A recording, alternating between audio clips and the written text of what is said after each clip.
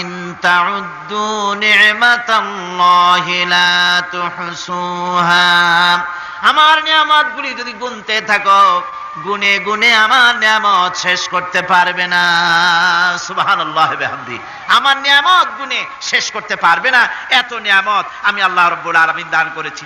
সুতরাং প্রকৃত কথা হচ্ছে যে মানুষ বড় অকৃতজ্ঞ। মানুষ সমস্ত নিয়ামতকে, নিয়ামতের শুকর আদায় করে না, নিয়ামত বোঝেও না। উলাইকা কাল আনাম, চোখ আছে, চোখ দিয়া সব দেখে, কিন্তু আল্লাহর নিয়ামতগুলি দেখে উপলব্ধি করার ক্ষমতা নাই।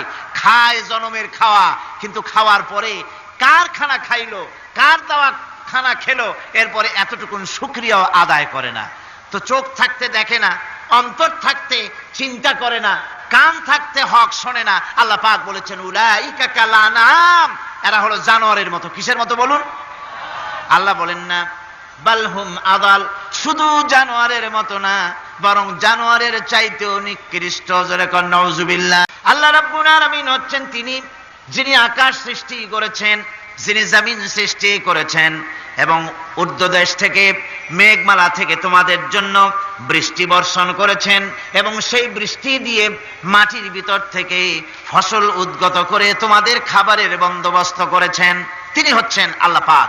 তার দয়া পৃথিবীর সব জায়গায় ছড়িয়ে আছে। তার দয়া নাই, রহমত নাই, এমন কোন জায়গা নাই, এমন কোন সৃষ্টি নাই। মানুষের জন্য যা কিছু প্রয়োজন তিনি তার দয়া দিয়ে, রহমত দিয়ে তিনি তার সৃষ্টি করে দিয়েছেন। বলেন ওয়াতাকুম মিন কুল্লি সাআলতুমুহু ওয়া ইন তাউদ্দু নি'মাতাল্লাহি লা তুহসুহা।